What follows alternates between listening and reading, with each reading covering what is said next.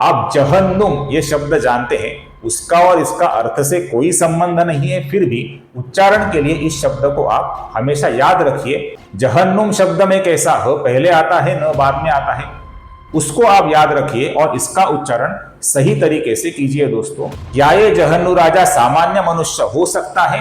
कदापि ही नहीं। जहन्नु राजा नारायण श्रीहरि विष्णु का ही अवतार था दोस्तों। ये जो संस्कार है दोस्तों, ये संस्कार ही नारायण श्रीहरि विष्णु का सृजन है। नारायण श्रीहरि विष्णु तथा उनके विभिन्न अवतार अत्यंत दयावान होते हैं। नमस्कार दोस्तों, पुष्कराज विष्णु स्तुति @विष्णु स्तुति DRPU ही इस आध्यात्मिक यूट्यूब चैनल पर मैं डॉक्टर पुष्कराज उदयवर्तक अर्थात DRPU ही आप सभी दर्शकों का हार्दिक स्वागत करता हूं। पिछले कुछ वीडियो के माध्यम से हम श्री विष्णु सहस्त्र नाम शुद्ध उच्चारण एवं संक्षिप्त हिंदी अर्थ का अध्ययन कर रहे हैं और इस मालिका का आज का हमारा श्लोक क्रमांक 26 का वीडियो है। आज के वीडियो को शुरुआत करने से पहले हमेशा की तरह आप सभी से मेरी नम्र विनती है, कृपया इस वीडियो को स्किप किए बिना अंत तक जरूर देखिए, क्योंकि बहुत ही इंटरेस्टिंग जानकारी इस वीडियो के माध्यम से आज आपको मिलने जा रही है। किधर भी मत जाइए, कृपया अंत तक बने रहिए। तो चलिए वीडियो को शुरुआत करते हैं। आज का हमारा श्लोक इस प्रकार है, श्लोक क्रमांक 26, श्लोक 26। सुप्रसादः प्रसन्नात्मा विश्वधृक् विश्वभुक् विभुः सत्कर्ता सत्कृतः साधुः जहनुः नारायणः नरः। अब यहाँ पर कुछ चीजों की तरफ गौर से ध्यान दीजिए दोस्तों। पहली पंक्ति में सुप्रसादः का जो विसर्ग है, इसके आगे प आने के कारण हमेशा की तरह इस विसर्ग का हम हल्का सा फ ऐसा उच्चारण करेंगे। आगे जो दो शब्द हैं विश्वधृक् और विश्वभुक्, इनके अंत में क है दोस्तों, अपूर्ण क है, जिसका संधि के नियमों के अनुसार ग बना है दोस्तों। तो इसका उच्चारण हम करेंगे विश्वधृग विश्वभुग। यहां पर ग का उच्चारण बहुत ही अच्छी तरीके से हमें करना पड़ेगा, ध्यान देकर करना पड़ेगा। अंतिम नाम है विभुः। आगे की पंक्ति में जो सत्कृतः शब्द है दोस्तों, इस विसर्ग के आगे स आने के कारण विसर्ग का हल्का सा स बना है। और अगर आपको याद होगा तो पिछले श्लोक में अंतिम पंक्ति में वहन्निहि नाम था, उसी तरह का ये नाम है जहनुः, जहां पर ह पहले आता है और न बाद में आता है। आपको जाह्नवी ये नाम तो मालूम रहेगा। कुछ लोग इसका उच्चारण जाह्नवी ऐसा करते हैं, जो कि गलत उच्चारण है। न का उच्चारण पहले करते हैं, ह का बाद में करते हैं, जो संपूर्णतया गलत उच्चारण है दोस्तों। ये शब्द है जहनुः, जिससे बना है जाह्नवी, जिसमें ह पहले आता है न बाद में आता है। तो हमें ह का पहले उच्चारण करना है, न का उच्चारण बाद में करना है। आप जहन्नुम ये शब्द जानते हैं, उसका और इसका अर्थ से कोई संबंध नहीं है, फिर भी उच्चारण के लिए इस शब्द को आप हमेशा याद रखिए। जहन्नुम शब्द में कैसा ह पहले आता है न बाद में आता है, उसको आप याद रखिए और इसका उच्चारण सही तरीके से कीजिए दोस्तों। ह का उच्चारण पहले कीजिए, न का उच्चारण बाद में कीजिए, तो इसका सही उच्चारण होगा जहनुः। इसका जो विसर्ग है, इसके आगे न आने के कारण इस विसर्ग का संधि के नियमों के अनुसार र बना है। आगे का शब्द है नारायणः, जिसके विसर्ग का आगे न आने के कारण ओ बना है, तो ये नारायणो हुआ है। अब हम पहली पंक्ति का उच्चारण देखते हैं। सुप्रसादः प्रसन्नात्मा विश्वधृग विश्वभुग विभुः। अब दूसरी पंक्ति का उच्चारण देखिए। सत्कर्ता सत्कृतः साधुर जहनुर नारायणो नरः। अब हम संपूर्ण श्लोक का उच्चारण देखते हैं दोस्तों। सुप्रसादः प्रसन्नात्मा विश्वधृग विश्वभुग विभुः सत्कर्ता सत्कृतः साधुर जहनुर नारायणो नरः। फिर से एक बार देखिए। सुप्रसादः प्रसन्नात्मा विश्वधृग विश्वभुग विभुः सत्कर्ता सत्कृतः साधुर जहनुर नारायणो नरः। क्लियर? अब हम इन नामों के संक्षिप्त हिंदी अर्थों का विचार करेंगे दोस्तों। तो सबसे पहला नाम है सुप्रसादः। सु का अर्थ है अच्छी, प्रसाद का अर्थ है कृपा। नारायण श्रीहरि विष्णु तथा उनके विभिन्न अवतार अत्यंत दयावान होते हैं। जब भी वे दुष्ट असुरों को, दुष्ट मनुष्यों को दंडित करते हैं, उस समय वे उनके जीवात्मा के ऊपर असीम कृपा करते हुए उस जीवात्मा को अपने आप में, अपने परमात्मा स्वरूप में विलीन कर लेते हैं। इस प्रकार उस दुर्जन की जीवात्मा को भी वे सायुज्य मुक्ति प्रदान करते हैं, अर्थात उस पर बहुत ही अच्छी कृपा करके उसको कृपा प्रसाद देते हैं। इस अर्थ से नारायण श्रीहरि विष्णु तथा उनके विभिन्न अवतारों को यहाँ पर कहा गया है सुप्रसादः, अच्छी कृपा करने वाले, दुर्जनों पर भी कृपा करने वाले, ऐसे नारायण श्रीहरि विष्णु तथा उनके विभिन्न अवतार। आगे का नाम है प्रसन्नात्मा। आप सभी जानते हैं नारायण श्रीहरि विष्णु हमेशा समाधि अवस्था में मग्न रहते हैं, जो कि परमानंद की अवस्था होती है। इसलिए नारायण श्रीहरि विष्णु स्वभावतया अत्यंत प्रसन्न होते हैं, इसलिए उनको प्रसन्न स्वभाव वाले इस अर्थ से कहा जाता है प्रसन्नात्मा। आगे का नाम है विश्वधृक। इसका अर्थ है संपूर्ण जगत को धारण करने वाले। हमने पिछले श्लोक में धरणी धरहा ये नाम देखा था, जिसमें हमने देखा था कि धरणी अर्थात पृथ्वी, ये पृथ्वी ही हमारा विश्व है। पृथ्वी को कौन धारण करते हैं दोस्तों, हमने उस श्लोक में देखा है। शेषनाग अपने सहस्र फण के ऊपर संपूर्ण पृथ्वी का भार उठाते हैं।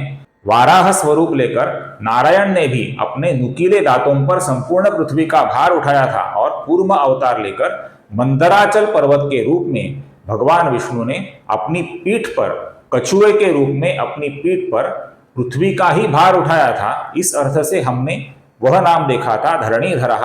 अपना विश्व है, अपनी पृथ्वी, इस विश्व को जो धारण करते हैं, इन स्वरूपों में धारण करते हैं, उन नारायण को यहाँ पर कहा है विश्वधृक। आगे का नाम है विश्वभुक, अर्थात संपूर्ण विश्व का पालन करने वाले, पृथ्वी पर जो भी सजीव हैं उनका जो पालन करते हैं, उन नारायण श्रीहरि विष्णु को यहाँ पर कहा है विश्वभुक। आगे का नाम है दोस्तों विभुः। विभुः का अर्थ है नारायण श्रीहरि विष्णु का जो मूल स्वरूप है वह परमात्मा स्वरूप है, और ये सर्वव्यापी स्वरूप है। इस अर्थ से नारायण को यहाँ पर कहा है विभुः।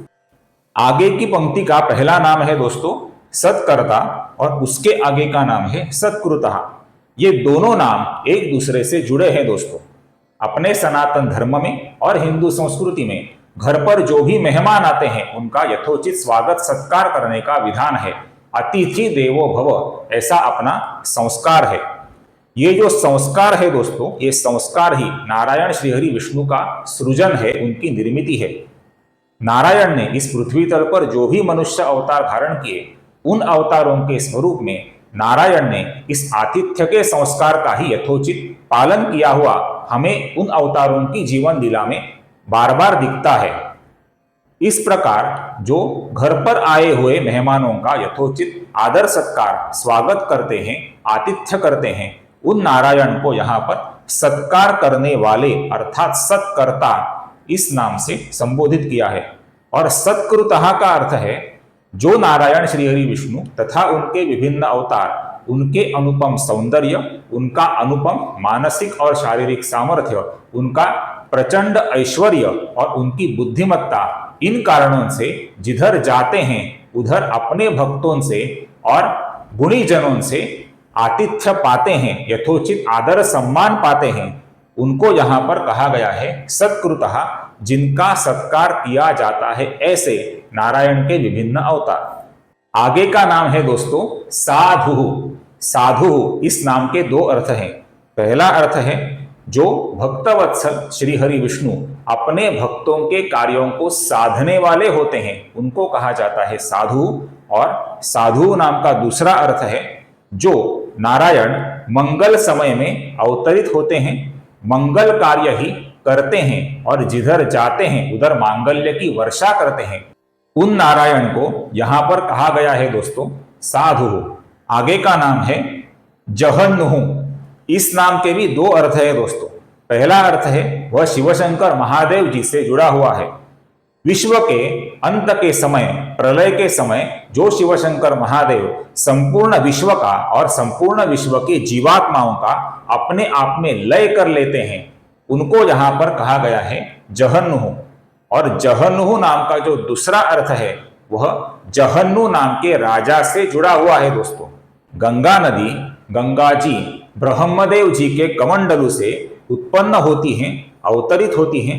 नारायण श्रीहरि विष्णु जी के पद कमलों के ऊपर से वे गुजरती हैं और भगीरथ की घोर तपश्चर्या के फलस्वरूप शिवशंकर महादेव जी ने गंगा जी को अपनी जटाओं में धारण किया था और जटाओं में से उनको बाहर निकालकर उनको पुनः पृथ्वी तल पर प्रवाहित कर दिया था। ऐसी एक पुराण कथा है। अब इसके आगे जहन्नु राजा की कथा आती है दोस्तों, जिसमें कहा गया है जहन्नु राजा के राज्य में एक विशाल यज्ञ भूमि थी दोस्तों। गंगा नदी का जो विशाल प्रवाह था, उस प्रवाह ने जहन्नु राजा की जो यज्ञ भूमि थी उसको डुबो दिया दोस्तों। इस वजह से क्रुद्ध होकर जहन्नु राजा ने गंगा जी को ही पी लिया, संपूर्ण गंगा नदी को पी लिया। इतना प्रचंड उस राजा का तपोबल था दोस्तों। अब आप सोचिए, क्या ये जहन्नु राजा सामान्य मनुष्य हो सकता है? कदापि ही नहीं। जहन्नु राजा नारायण श्रीहरि विष्णु का ही अवतार था दोस्तों। जब जहन्नु राजा ने गंगा नदी को ही पी लिया, तब पृथ्वी के विभिन्न साधु संतों ने, विशेषतः भगीरथ ने जहन्नु राजा से ऐसी विनती करी कि विश्व के कल्याण के लिए आप पुनः गंगा जी को छोड़ दीजिए। तब जहन्नु राजा ने अपने कान में से गंगा जी को पुनः जन्म दिया। उस क्षण से गंगा जी बनी जहन्नु राजा की पुत्री। इसलिए गंगा जी को जाहन्नवी, जहन्नु तनया, जहन्नु सुता इन नामों से भी जाना जाता है दोस्तों। इस अर्थ से यह नाम है जहन्नुह, क्योंकि जहन्नु राजा कोई सामान्य मनुष्य नहीं थे दोस्तों, वे स्वयं नारायण श्रीहरि विष्णु का ही अवतार थे। ये दर्शाने वाला ये नाम है दोस्तों जहन्नुह। आगे दो नाम है दोस्तों, नारायणः और नरः। हमने पिछले कुछ श्लोकों में नर और नारायण इन श्रीहरि विष्णु के दो स्वरूपों का संदर्भ लिया था। उस अर्थ से ये दो नाम आए हैं दोस्तों, नारायणः और नरः। नर और नारायण इन दो स्वरूपों में श्रीहरि विष्णु ने ही बदरिका आश्रम में घोर तपश्चर्या करी थी और इन्हीं दो स्वरूपों ने, नर और नारायण स्वरूपों ने आगे जाकर श्री कृष्ण और अर्जुन इन स्वरूपों में महाभारत काल में पुनः अवतार लिया था, ऐसा वर्णन हमें देखने को मिलता है। इस अर्थ के अलावा नारायण का और एक अर्थ है नार, अर्थात पानी, अर्थात जल। और जो श्रीहरि विष्णु जल में, क्षीर समुद्र के जल में शयन करते हैं, उन श्रीहरि विष्णु को यहां पर कहा है नारायणः। नर शब्द का दूसरा अर्थ है दोस्तों, जो श्रीहरि विष्णु अपने भक्तों को उनकी मृत्यु के पश्चात अपने परम धाम में अर्थात वैकुंठ धाम में लेकर जाते हैं, उनको यहां पर कहा है दोस्तों नरः। आशा करता हूं मेरा ये विनम्र प्रयत्न आपको अच्छा लगे। अगर ये वीडियो आपको अच्छा लगे तो कृपया इस वीडियो को ज्यादा से ज्यादा हाइप, लाइक और शेयर तथा मेरे चैनल को सब्सक्राइब करना न भूलें। फिर मिलेंगे अगले श्लोक के नारायण श्रीहरि विष्णु के विभिन्न दिव्य नाम, उनके संक्षिप्त हिंदी अर्थ एवं शुद्ध उच्चारण के साथ। तब तक टेक केयर। जय श्री राम।